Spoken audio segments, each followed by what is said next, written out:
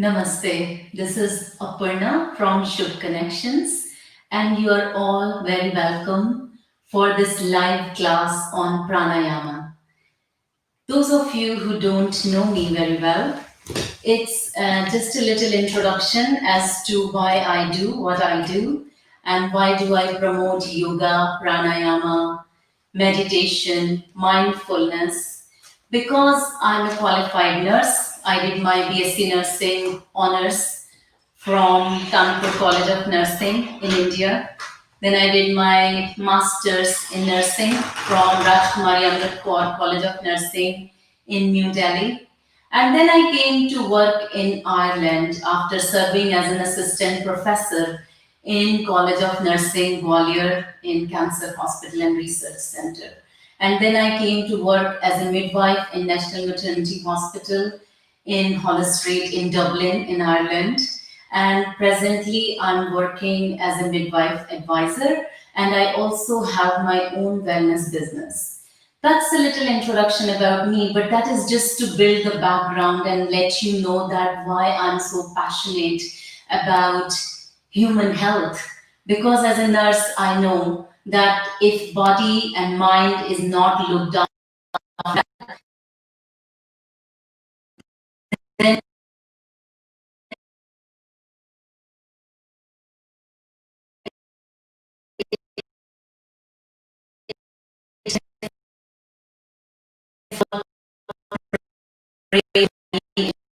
illness.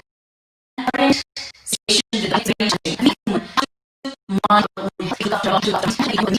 respiratory system in a healthy manner so that our lungs work to their full capacity, and hopefully we won't catch COVID-19. And if in case some of us do, then the results are promising that 87% of people can just recover with very mild flu-like symptoms.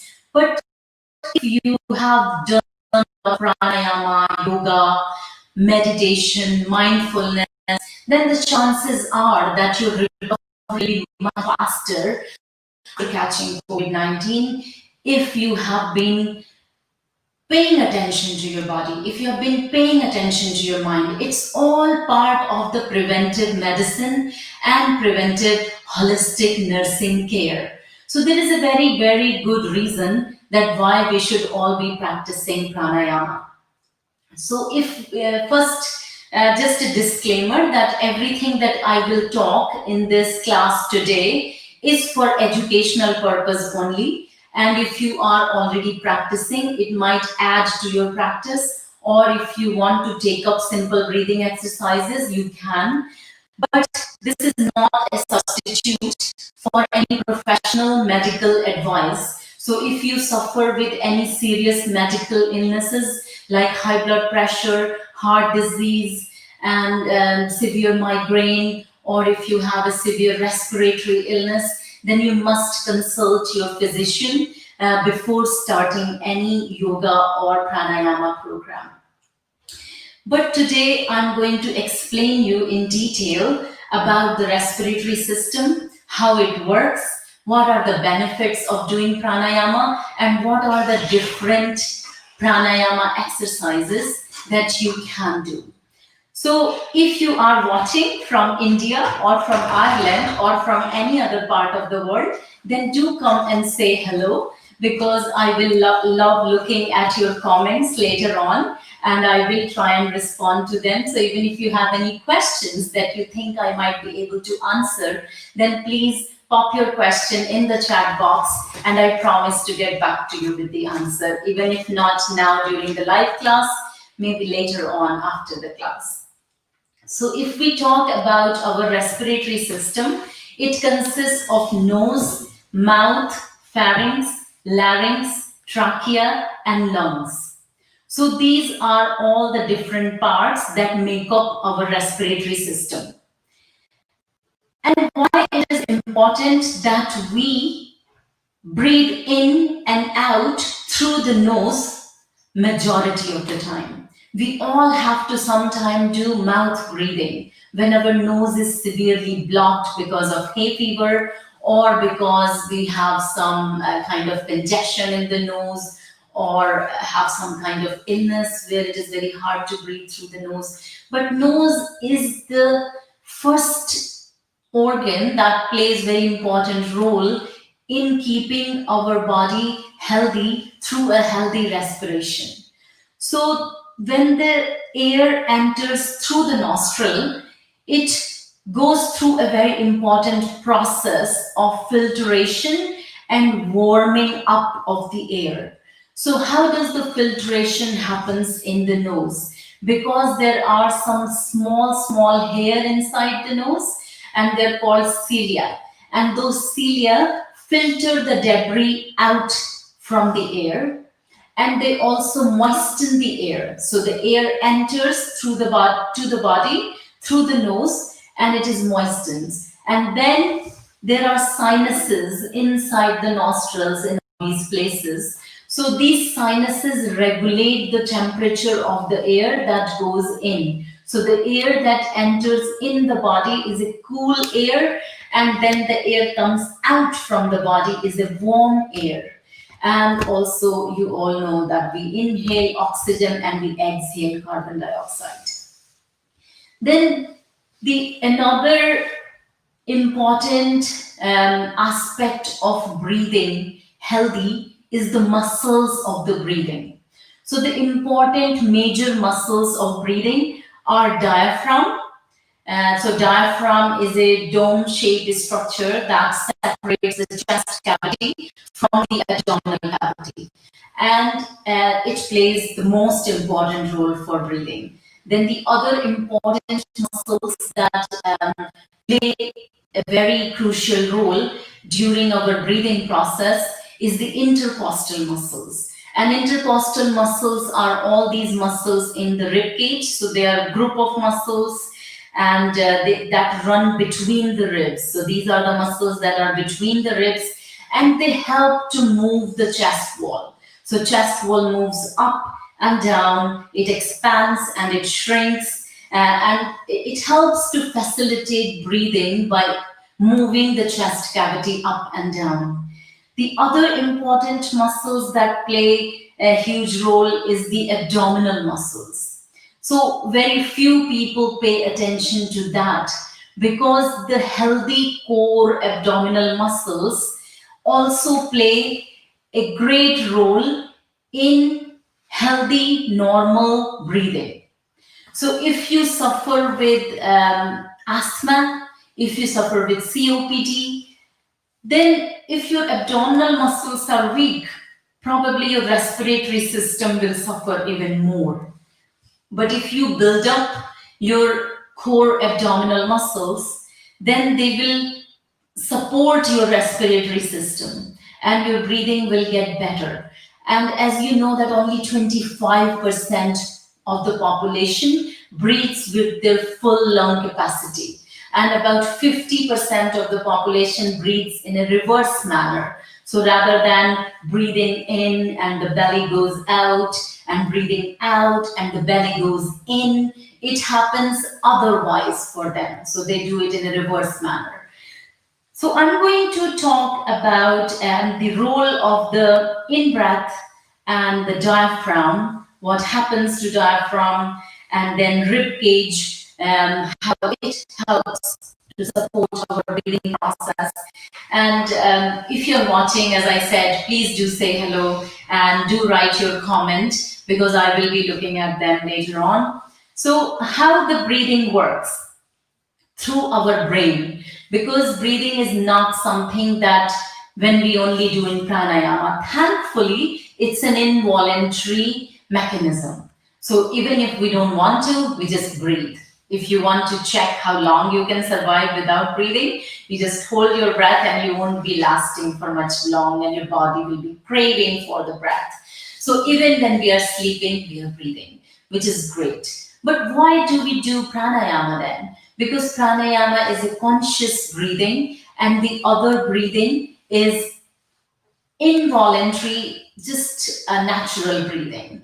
And there is a difference between natural breathing and the conscious breathing. So you are awakening the accessory muscles of breathing by doing a good pranayama practice. So I was going to explain that how breath works.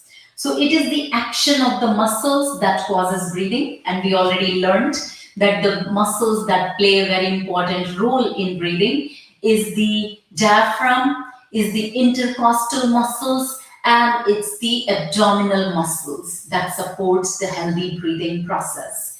But also the nerve cells. Nerve cells play a very important role because they send impulses to our brain in the center, which is called medulla oblongata.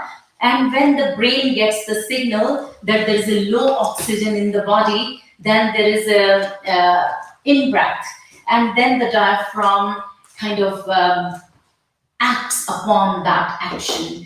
And then when there is a high carbon dioxide level, then a nerve impulse is then sent to the pons varoli, and then the inspiration stops and it provokes exhalation. So the medulla oblongata in the brain and the pons varoli in the brain plays a very important role for a healthy breathing mechanism.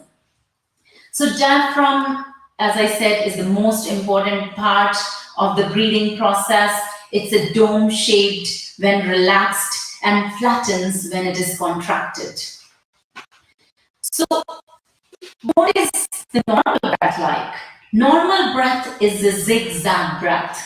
So normal breath flows irregularly, and it depends on so many things. It really even depends on your medical condition, your health condition, how you are feeling in your mind, how you are feeling in your emotional state. So if you are very upset, or if you are feeling very sad, or if you're feeling threatened, then your breathing might be very fast, and that can affect your breathing. So our normal breathing, even if you just want to sometime sit down and watch your normal breath, then you will see that your breath is quite, there isn't any very regular pattern. Sometimes it is long, sometimes it is short, sometimes it is shallow, sometimes it is deep. So sometimes when we are very sad, we'll just do a lot of shallow breathing, and then suddenly we'll take like a sobbing type of one deep breath. So the emotion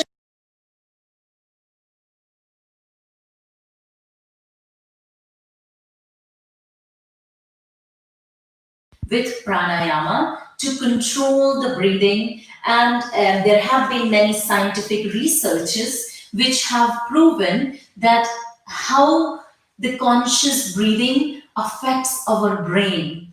Because there was a study I was reading in the Forbes magazine in 2016, and it actually accidentally stumbled upon a neural circuit in the brain stem. That was in 2016, so it is very latest. Only 4 years back, we found out about this neural circuit in the brain.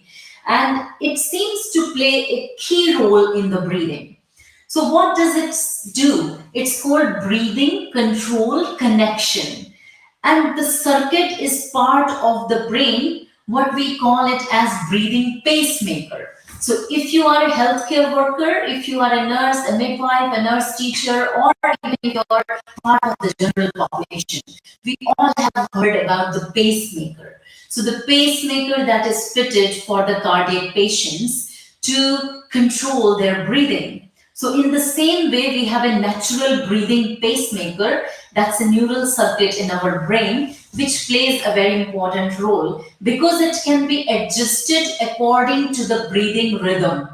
So slow, controlled breathing that happens in pranayama is a kind of breathing that decreases this activity in this circuit of the brain. Whereas fast, erratic breathing increases the activity in the brain. So there is every reason, every scientific evidence-based information that we should be breathing in a controlled, slow manner with pranayama on a regular basis. So I'm going to also talk about the three important aspects of breathing that happens during pranayama. I know there is a lot of explanation, but when we explain things to human mind, then it makes sense and you will be more inspired to do the pranayama because you have seen a lots of times why you're not doing it on an everyday basis. Even though you practice yoga, but you don't include pranayama in your regular practice. Why? So, hopefully, after today's class, you will. And that's what I'm hoping for. So, pranayama consists of three main things: inhalation, exhalation, and retention of the breath. And there is a particular term in Sanskrit for each one of them. So, inhalation is called puraka, and then exhalation is called rechaka, and retention is called kumbhaka. So there is a whole pattern. So it's like this, and then it goes like this, and then it comes down. So it starts with breathing in. So when you breathe in, that means you're doing puraka, and when you do puraka and breath goes in, then if you retain your breath, it's called antara kumbhaka. That means you are retaining the breath inward. And when you are breathing out, you're doing rechaka or exhalation, and then you retain your breath there before breathing in again. It's called bahya kumbhaka.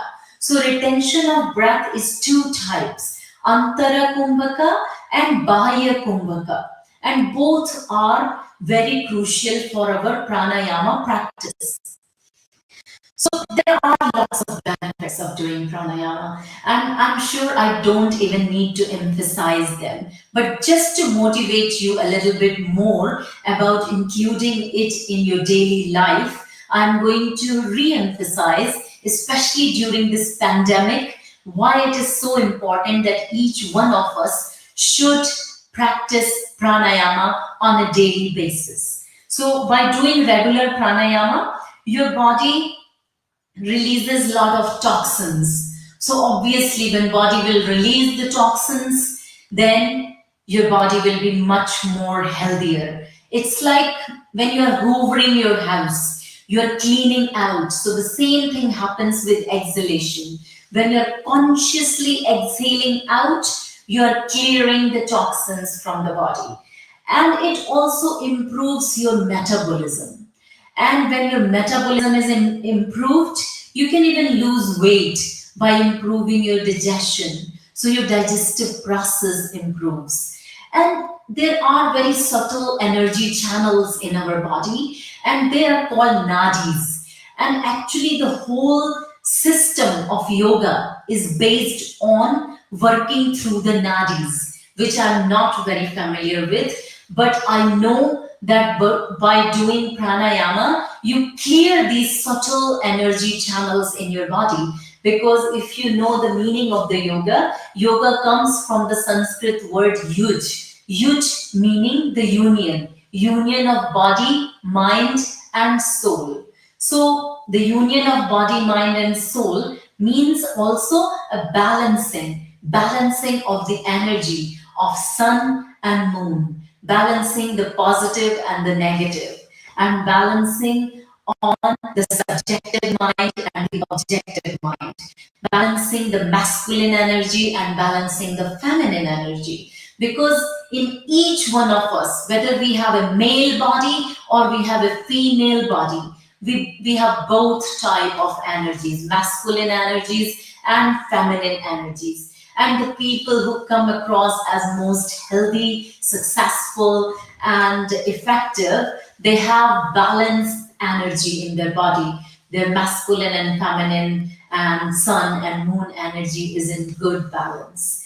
So anyway, that's one of the main benefit, that you can clear the subtle energy channels. And it also improves the blood circulation, because when you breathe in full awareness and when you breathe out really slowly in full awareness, you improve the blood circulation through the lungs, through the heart, and through the entire body. And every single cell in your body gets the full benefit. And it also adds radiance to your face. So that's another reason, especially for us women, we make so much effort to look beautiful. And if by simply doing pranayama you can look beautiful, then why bother doing anything else more than doing more pranayama? So do more pranayama and see how your glory on the face and the glamour on the face changes. And it also energizes your nervous system, and it rejuvenates the brain cells, and it also calms you down. So you can try sometime if you're feeling very stressed, upset, if your partner or if somebody has said something bad to you and you're suddenly feeling that your breath is getting really, really fast, then all you have to do is literally put your right hand on your chest, put your left hand on your belly, and just start to breathe in full awareness.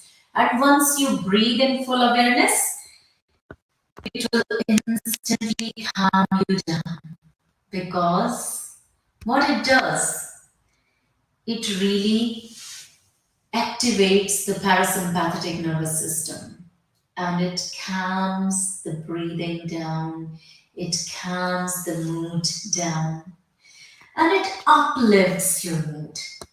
So just simply breathing, you can actually feel that your mood is uplifted. So if you have been feeling down, depressed with the lockdown and staying at home the whole time, not going to work, if it's depressing you down, you're not alone. That is happening with majority of the population. But I can guarantee that if you practice these pranayama practices every day, your mood will be uplifted.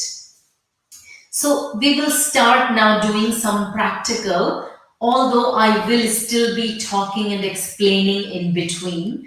So I want you to drop all the doing. So if you're doing something, running around and still listening to me and continue to wash your dishes or something, then just leave all that, take a mat, or just simply sit down wherever you can. You don't even have to necessarily sit on the floor. You can sit on a chair, but just simply sit down, because I want you to do with me, because that's the only way you are going to learn. By simply listening to me, you're not going to remember anything. So I'm going to bring you close to your own body. I'm going to bring you close to your own breath. And I want you to experiment with your body. I want you to experiment with your breath and see what happens, and see what you feel and how close you come to your breath. Okay. So, what I would like to ask you to explore the breath in the body, and that can be done in three parts of yogic breath. So how do we do this three part of yogic breath? Is by simply placing our hands on our clavicle. So this is our clavicle bone. It is also called as beauty bone. So take your fingertips out, put them on your clavicle, feel the clavicle, because in mindfulness we teach you to befriend your body. So how do you befriend your body? By getting to know your body, what is where and how do I work with it. So just feel the bone here. So this is your clavicle bone. And now from this clavicle bone, you can just place your hand here on clavicle bone. And now I will be quiet and I want you to just breathe in and out and tell me what you feel. You can actually pop in the chat box what you feel when you breathe in and out, what happens to the clavicle bone, what happens to this part of the body.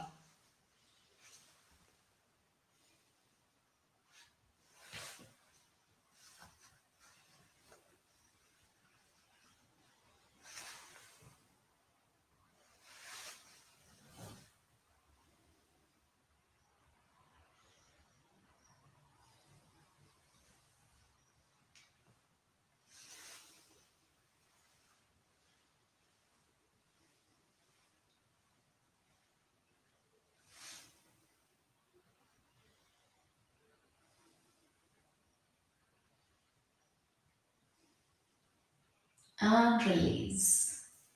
So, what did you notice? What I noticed is when I place my hand on my clavicle bone, it rises and falls with each breath. So the torso. The torso is the most important part of the body that plays its full role in breathing. So torso is this part of the body without arms and legs and head. So all this area is called torso of the human body. And the lungs are here and the intercostal muscles and the rib cage and clavicle and chest cavity, everything is here. So this is what is the first part of the yogic breath that we feel in this area of the body. Then the second part of the breath you feel is in your rib cage. So I want you to place your hands on your rib cage and just breathe in and out and tell me what do you notice. You can pop in the chat box what you notice when you breathe in and out like this.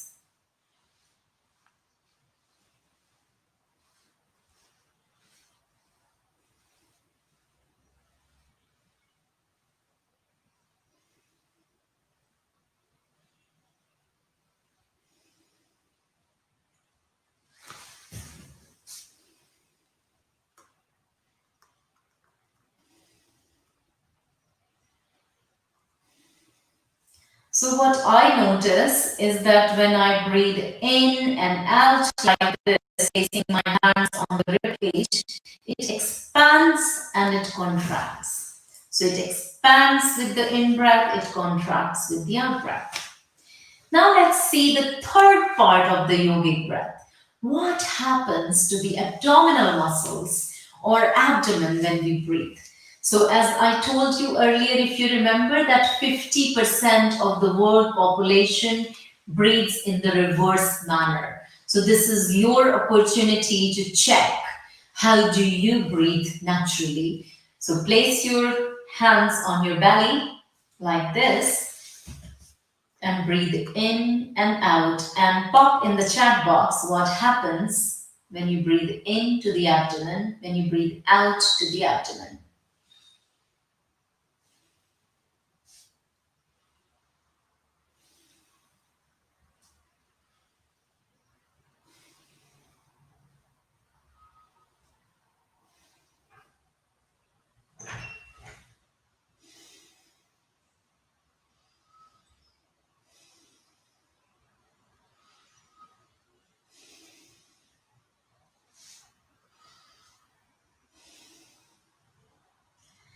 So what happened? I'm sure you would have noticed that when you breathe in, then the belly comes out. So the abdomen rises and it comes out. And when you breathe out, the belly goes in. So the abdominal muscles move in towards the spine and you exhale. Okay. So this is what happens with the yogic breath. So you can do this in the beginning of your pranayama to prepare the torso, to prepare the lungs for the pranayama practice. So you first place your hands on your clavicle, feel the breath, place your hands on your rib cage, feel the breath, place your hands on your abdomen and feel the breath. Then the next one that I'm going to do is called Bhastrika. Bhastrika or bellows breath. So the name is given because it's a very traditional exercise in yoga to increase the prana. And when we say prana, because prana plus yama is pranayama. So prana is the cosmic energy that is all around us in the cosmos. It is available to each one of us and it is full of plus and minus. It's full of positive charge particles. It's full of negative charge particles. The more you do pranayama, the more you get the balanced prana in your body. And then yama meaning exercise. So it would be wrong to simply say that pranayama is a breathing exercise because it is way beyond that. how it works in the subtle energy channels in your body, how your energy has an effect on the cosmic energy, and how cosmic energy has effect on your own energy. So it is way beyond than just simple breathing exercises. So the Bhastrika or bellows breath is best practiced in the morning or when you are practicing the midday slump. So if you have eaten your dinner in the last hour or two, then please do not do these pranayama with me. Just watch it, and it is also available on my Shubh Connections YouTube video. It is also live at the moment on YouTube. So if you miss out or if you can't do pranayama with me now because you have eaten your dinner in India, it's 9:30. So you must have eaten your dinner. Actually, it's now 10 p.m. So don't do this now, but you can always go back to that channel, Shubh Connections, and play through that video in the morning or during the midday slump, and you can practice pranayama. So how to perform Bhastrika?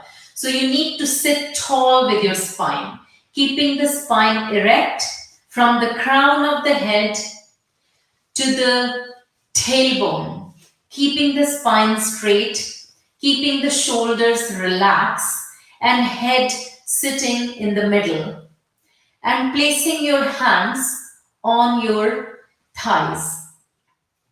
And just for Bhastrika, it's a bellows breath. So just inhaling sharp and exhaling sharp. So basically, it is sharp inhalations and sharp exhalations. So I will do it. And if you haven't eaten in the last 2 hours, you can do it with me.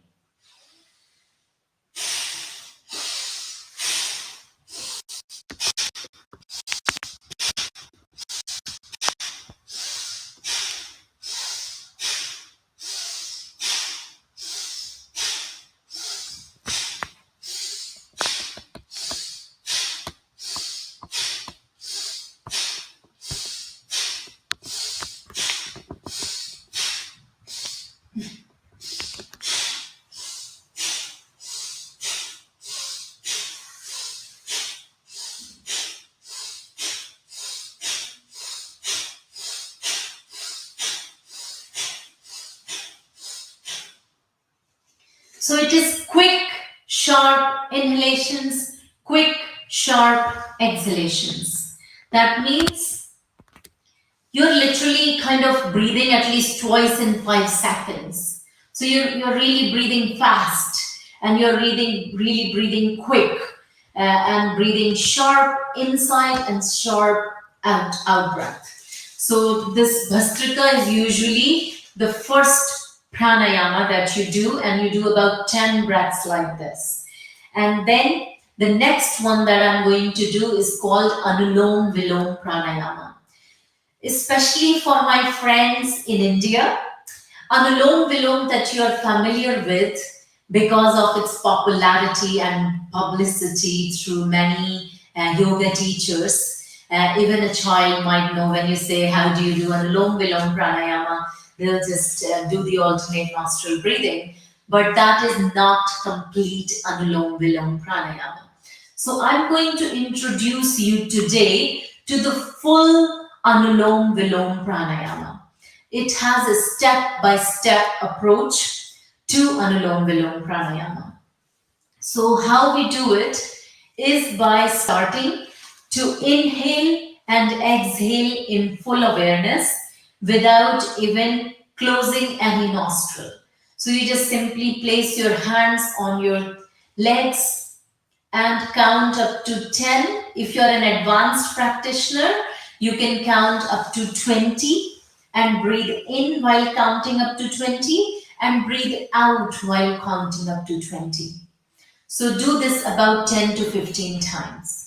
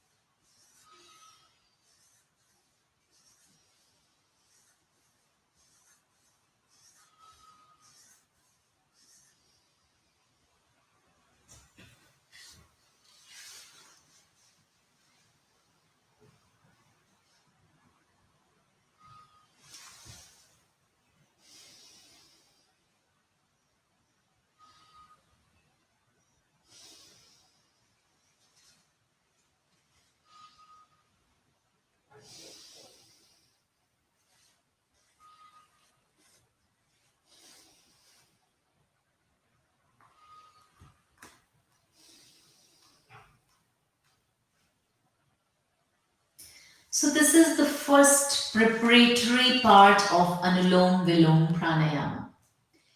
Then we do the next part of Anulom Vilom Pranayama, which is called Chandranulom. So we were talking about nadis in the body.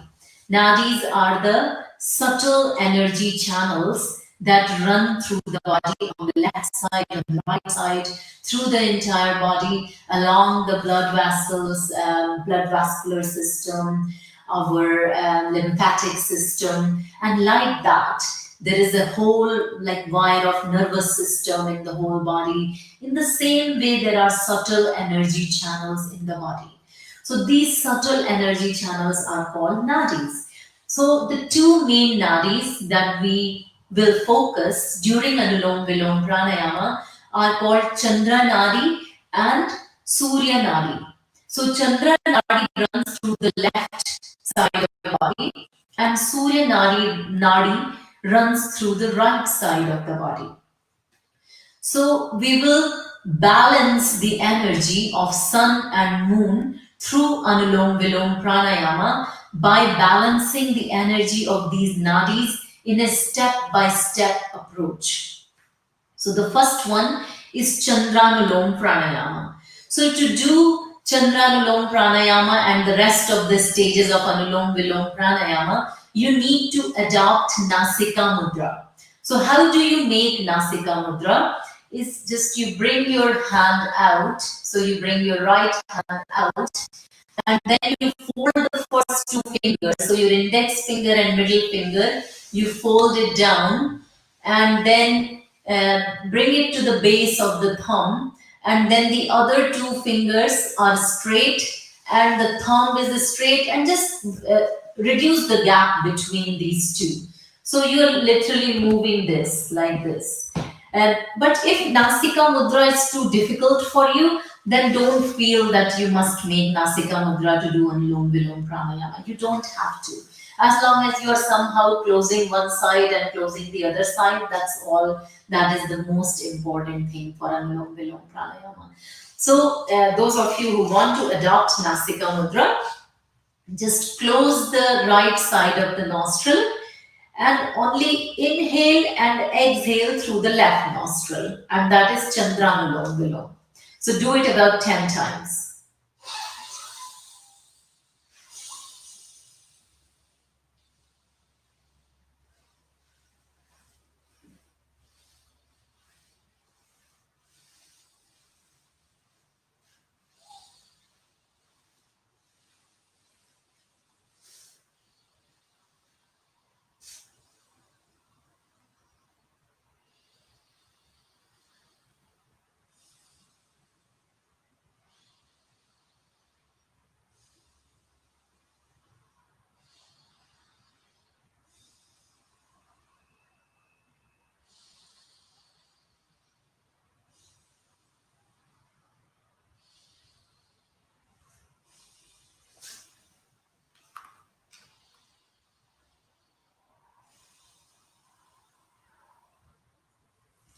So this was Chandranulom Vilom Pranayama.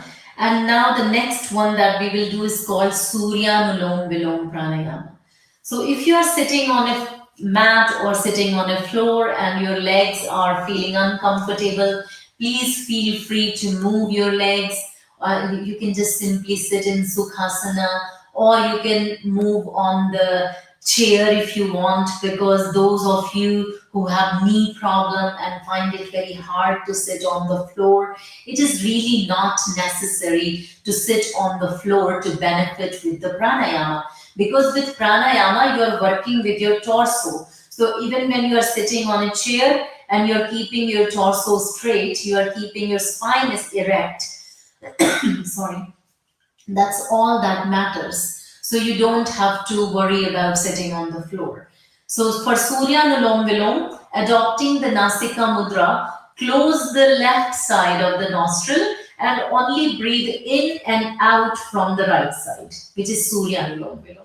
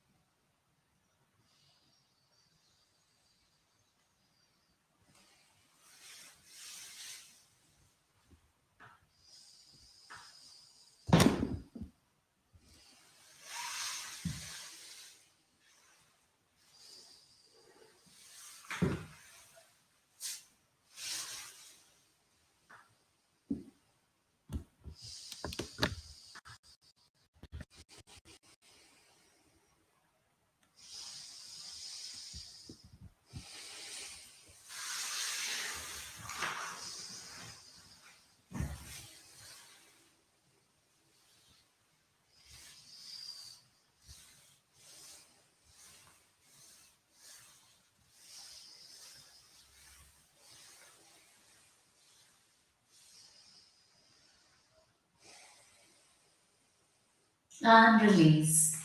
I forgot to mention that you may need a couple of tissues beside you when you're doing an Anulom Vilom Pranayama, because those of you who have a lot of congestion in the nose, you may feel that the water is coming out through the nose or mucus is coming out, and it's always a good sign. So don't worry if that happens, just keep some tissues handy to wipe the nose.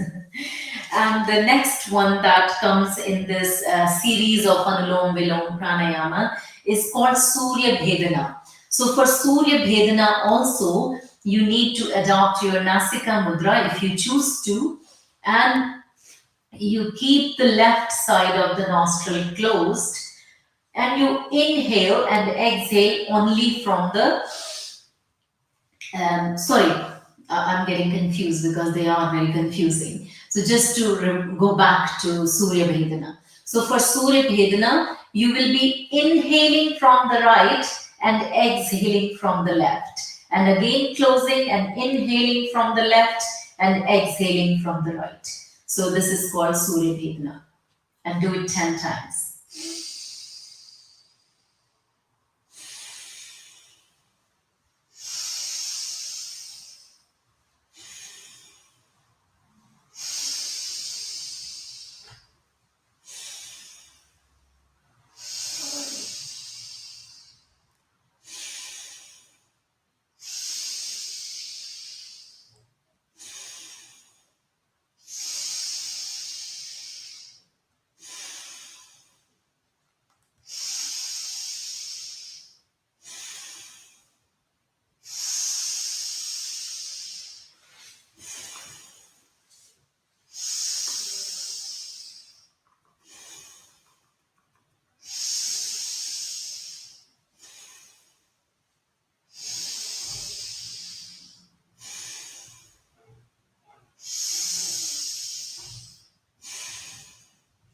And release.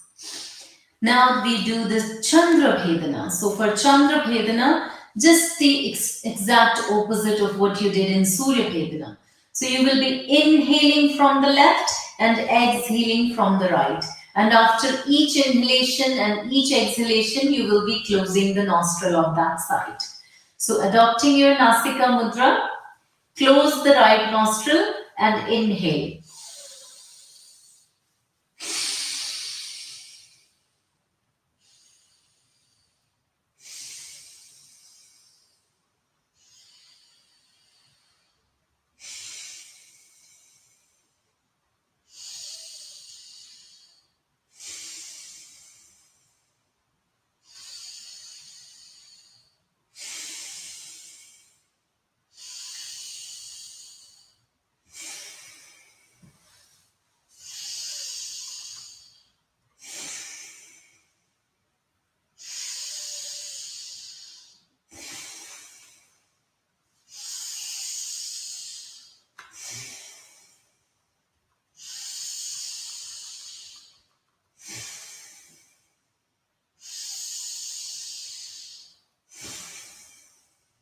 And release. And now we have come to the final stage of Anulom Vilom Pranayama, which is called Nadi Shuddhi. And Nadi Shuddhi means purification of the subtle part of the energy channels or the nadis. And this is what is most famous as Anulom Vilom, which is called alternate nostril breathing. So all you will be doing is through the Nasika Mudra, you will be closing right nostril, exhale, inhale from the left, close the left, exhale, inhale from the right, close the right, exhale, inhale from the left, and keep repeating for about 10 to 15 times. So do it with me now so that you know what to do when you practice at home. So it's called Nadi Shuddhi or Anulom Vilom Pranayama.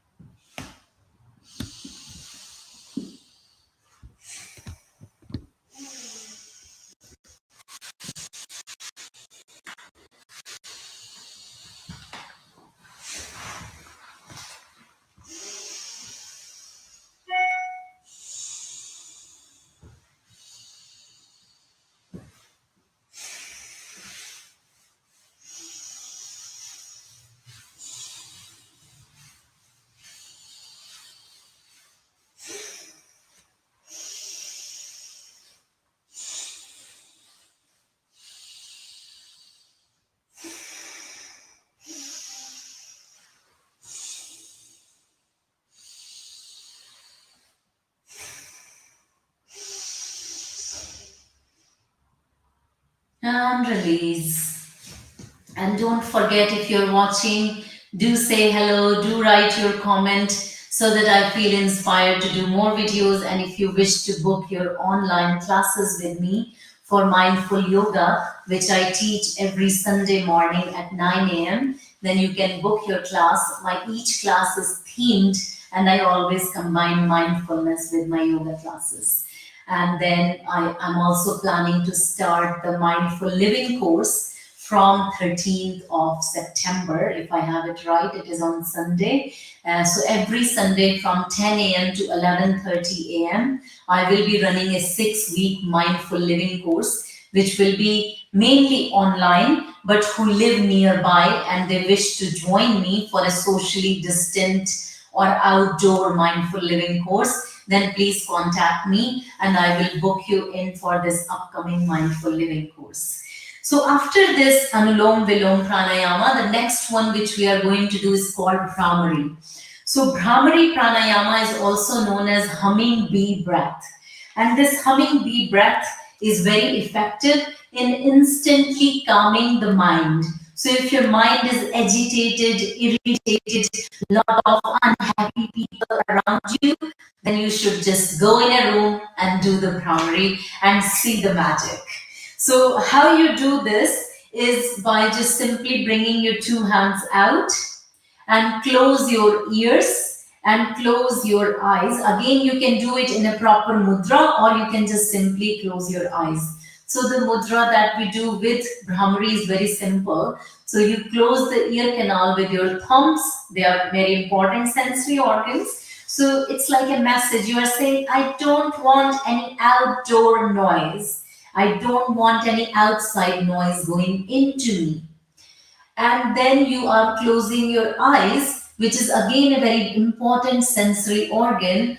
All the input in this computer of the body comes through your senses. So you close the eyes and you're saying, I don't want to see anything at this moment, so please do not disturb me.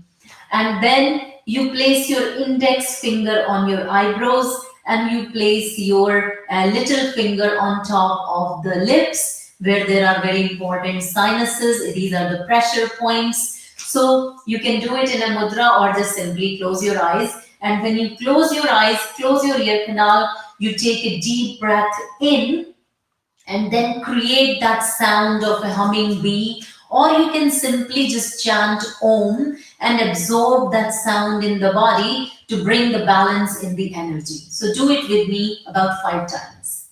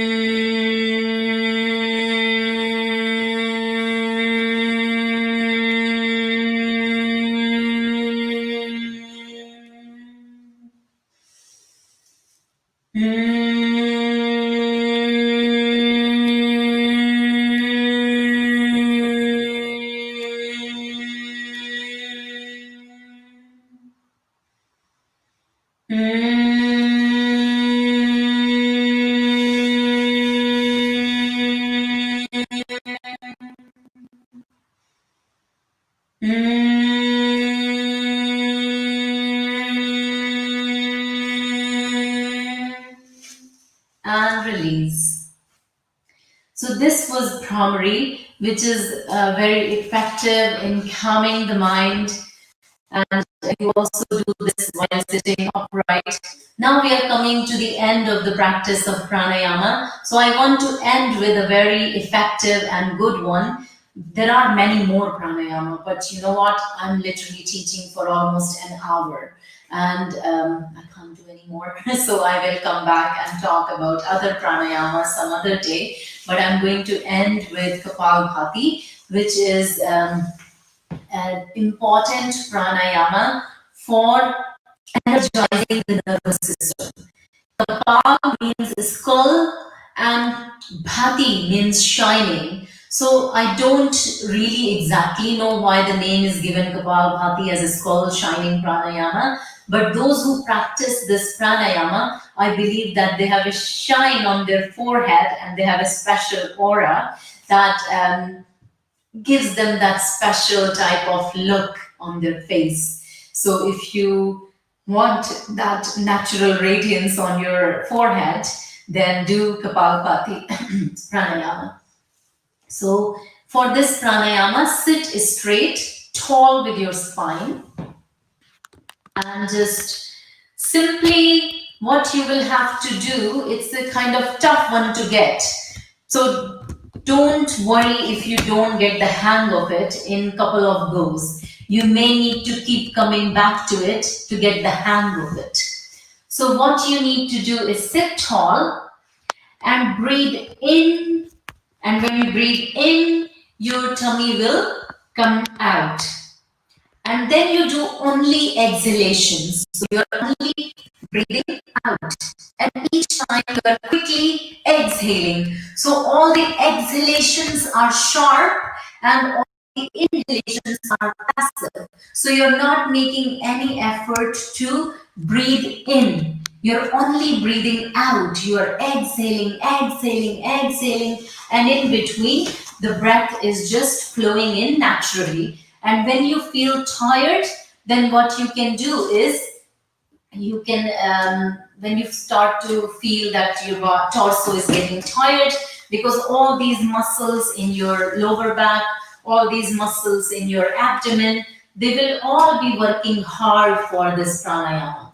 So if you start to get tired, then what you can do is you can just simply stop and then take a normal natural breath again, and when you're ready, then go again. So if you are a beginner and you don't do Bhati on a regular basis, you might be able to do it only 4 or 5 times or 10 exhalations in one go. So after those exhalations, you can stop, take natural breath, and then again do this another cycle of Kapalbhati. So I'm going to do it now. I'll do 3 cycles of Kapalbhati.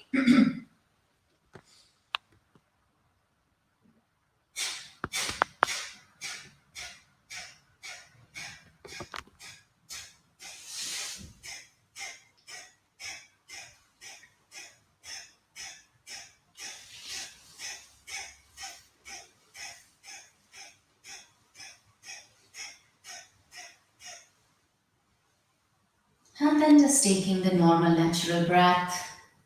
And it's good for you to know that you will be building up your core muscles. A lot of people would like to have a nice flat belly or a strengthening of the abdominal muscles. That just happens with Kapalbhati. If you're pregnant, you shouldn't be doing Kapalbhati. I'm a midwife as well, so it is very important to take care of women who are pregnant, and they should know what they can do and what they can't do. So if you're pregnant, then don't practice Kapalbhati Pranayama. And the next cycle, breathing in.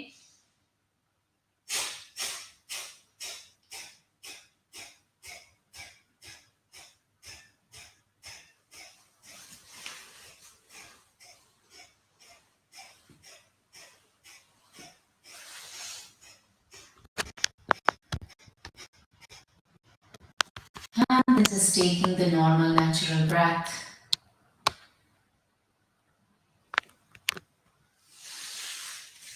And I'll do just one more last cycle. And you will notice that in the first cycle, you could do more rounds. In the second cycle, you can do little less rounds.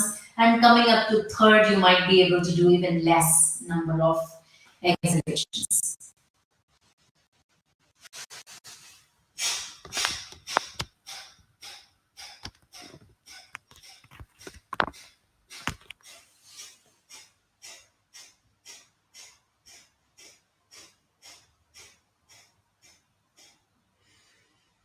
And release. So with this, we have come to the end of today's pranayama practice, but I want to end with chanting of Om. So please sit down and chant Om with me if you're watching live, or even if you are playing the video from YouTube or from my Facebook page of Shubh Connections, then please practice with me. So when you are doing it, you will learn it and grasp it. So just chant Om, which actually, and direct your energy towards people who are suffering during this COVID-19 pandemic, who are sick and admitted in the hospital. So please, when you do this chanting of Om in your mind, just imagine a green or white light, mixture of green and white light traveling all the way to these sick people who are suffering with pandemic. And you will be sending them healing energy. And believe me, it works.